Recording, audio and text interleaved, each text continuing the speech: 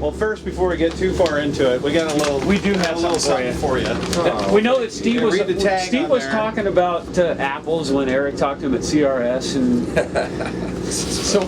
But this was for you. You know what? I could have used this a while back, as you know. I'm sure Lee could use one of these too, and Randy Hauser as well. So now the question is, did you guys have the same kind of bus though?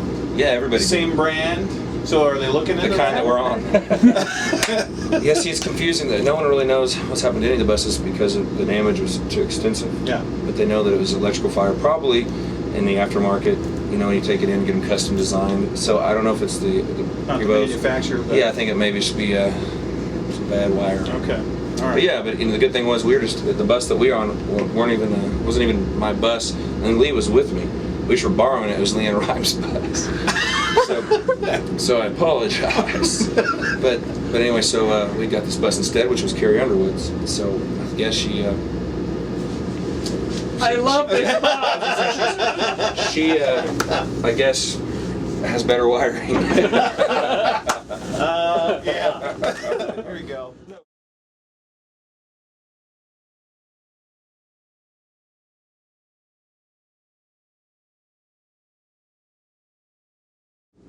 Well, thanks for having us on your bus, first of all. No, welcome to our alcoholic abode. So this is home for like the entire summer then, or yeah, do you get a chance to do the hotel thing, or do you even worry about that when you got something like this? You know, we rarely, like if we have a night off, we'll go somewhere and we'll have hotels that way anybody can sleep in there, go shower up or hang out. But initially, if we have a day off, we'll still leave really early in the morning. So everybody'd rather just go to their bunk and chill out. And once you get used to sleeping on a bus, it's actually hard to sleep in a stationary bed. Come here, JR. Get over here. This is JR McCoy. He plays many different instruments in our band, but we were just having this conversation today that when the bus isn't moving, he can't sleep. Really? Yeah, have to be Drunk. jumped So around. moving around. I have to. The motor has to be on. Yeah, it's like someone puts a quarter in your bed. even if the generator's on or just the bus is running, there's still some sort of vibration. So the trick is, ladies and gentlemen, don't try this at home. But if you drink a lot of alcohol or do anything else like that'll make you tired, that's about the only way to get past that. But then but I now sleep better on a bus. Yeah. Even sober, I hate to admit it.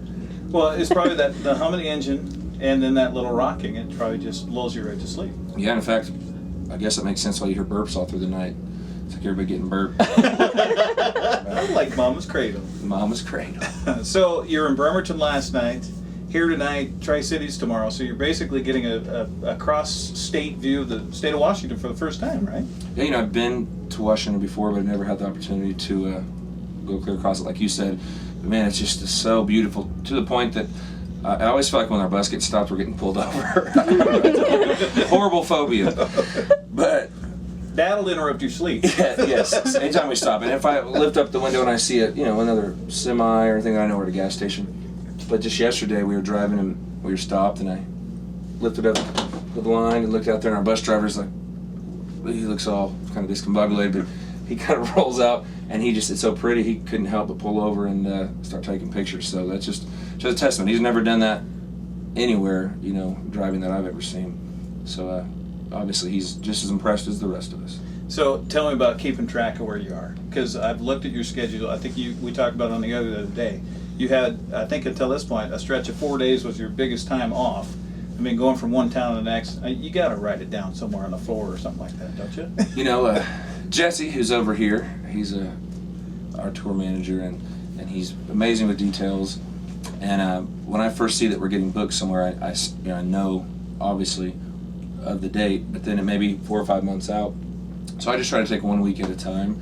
And right before we go out the next time, I'll just see all the places that we're playing, and and then that way you can appreciate each place. And it's hard because you do play a lot of different places, but there's something special and charming about anywhere you go to in our country, and that's the great thing about it. Okay, now the ladies are going to be interested in this one more than me. I don't care, but so picking out your clothes when you go on stage every night. Do you get help with that? You do that? You buy your clothes?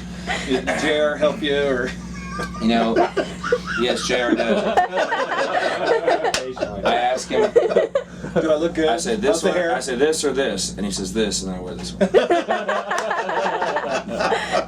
Do you worry about wearing the shoes and the belt and all that kind of stuff? And No, see, like if you got snake skins, it matches everything. that's right. That's why I just prefer to wear something that matches everything.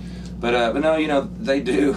I will say the record labels, in their entirety for all artists and any type of music, they do have people that, and rightfully so, that they send out to try to get you stuff to look presentable. Because if you were to allow us to just dress ourselves for award shows and stuff, it would be pretty bad and embarrassing. Because you've seen those best dressed and worst dressed lists, Right. and you never want to. Do you ever get those texts though? Once somebody sees you, they get a picture of you, and it's like one of your buds. It's like, what were you thinking? No, you know, they don't say it to my face yet. I'm sure they will.